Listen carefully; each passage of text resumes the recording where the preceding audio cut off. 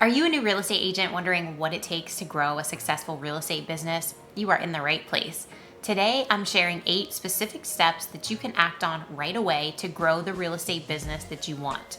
These are strategies that I have seen work time and time again over my years in real estate and working alongside agents. So let's dive into it. First off, let's start with a fact that always shocks me. Over 85% of real estate agents leave the industry within their first 2 years. Yep, that's right, over 85%.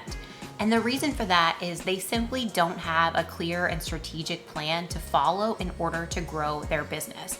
But don't worry, that's not going to be you, because today we are going to be going through exactly what you need to do to get your real estate business off the ground. Step 1 is your sphere of influence list. Real estate is very much a know, like, and trust business.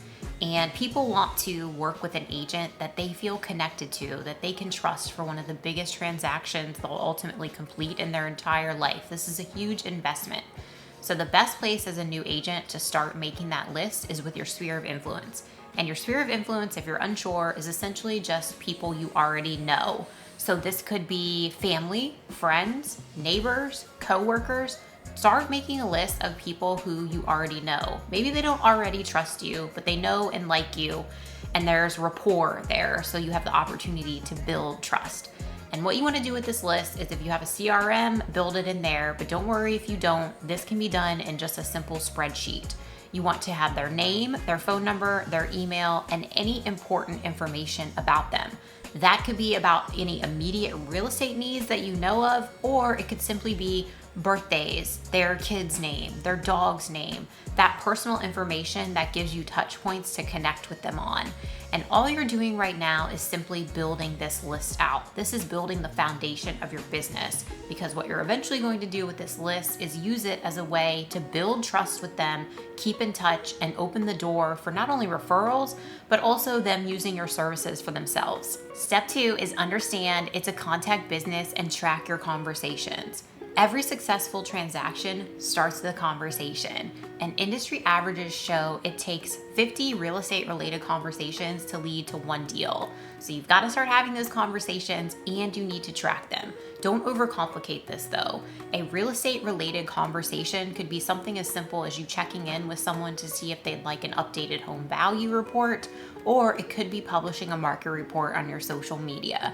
The most important part is to make sure that you are having these conversations. Keep a log of these conversations and track your progress, because you're going to need a steady flow of real estate related conversations in order to generate leads, build trust, build connection, and then eventually close deals. Which leads me to step 3, and that's actually generating leads. There are 1,000,001 ways to lead generate in the real estate industry, and I promise you, every single one of them works. The tricky part of this step is understanding what your personality is like and what you're most likely to do.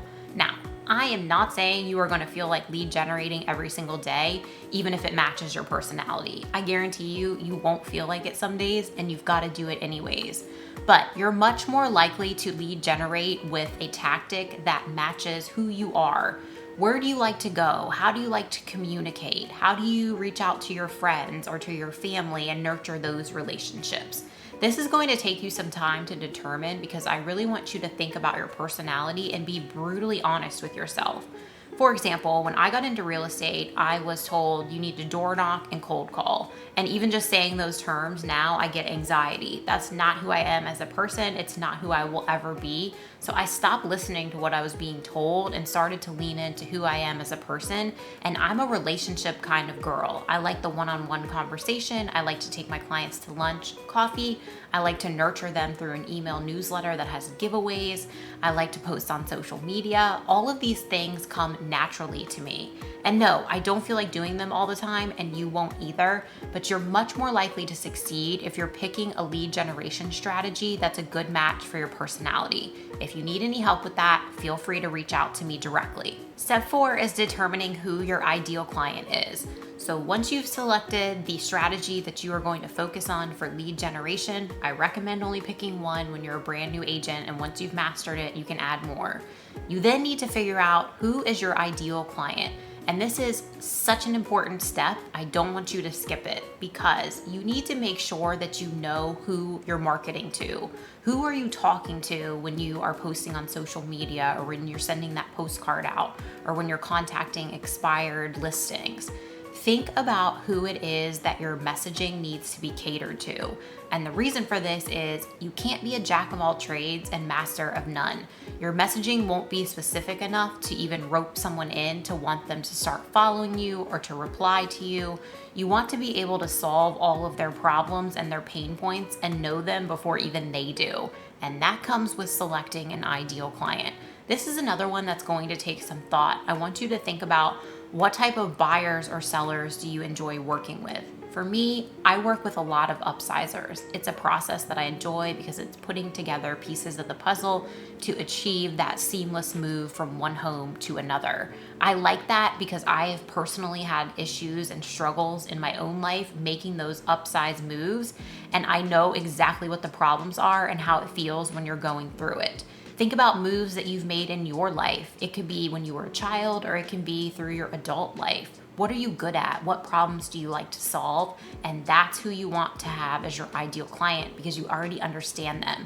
And that's when you're going to be able to start creating your messaging that's going to build that know, like, and trust that we're all working to get in order to earn clients' business. Step 5 is setting up systems to keep in touch. And this is so key in your real estate business. I don't care if you're a brand new agent or you've been doing this for years. We all have to follow up. It's part of our job as a real estate agent. And I want you to think a little bit bigger on this. It's not just following up with people who have expressed interest in maybe buying in the next couple months or selling in the next couple months. It's follow up and nurturing all at the same time. And you're going to need systems in order to do that.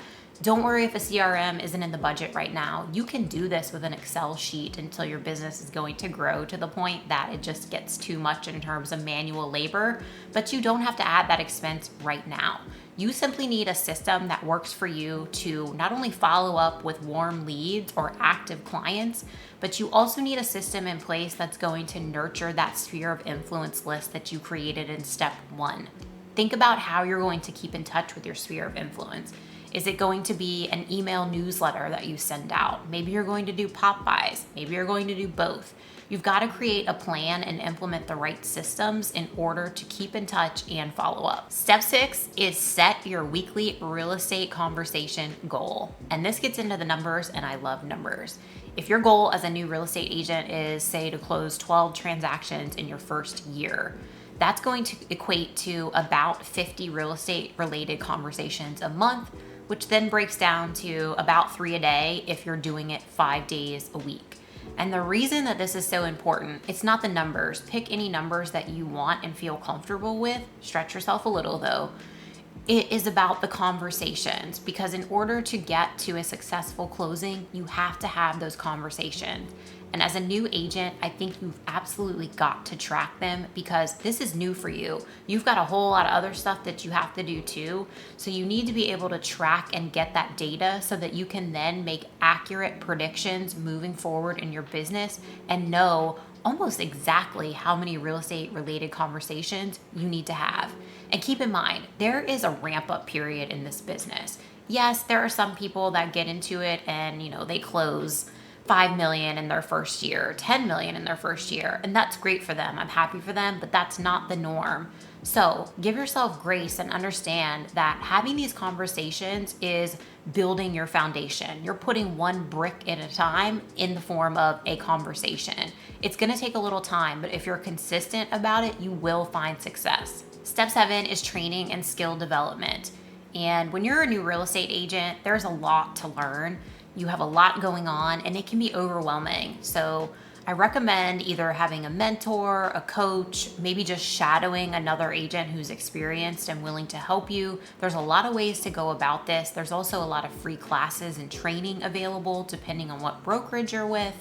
The bottom line is you can never stop learning. Whether you're brand new or have been doing this for years, the real estate industry is constantly changing. The forms we use change, the systems we use change, the market changes.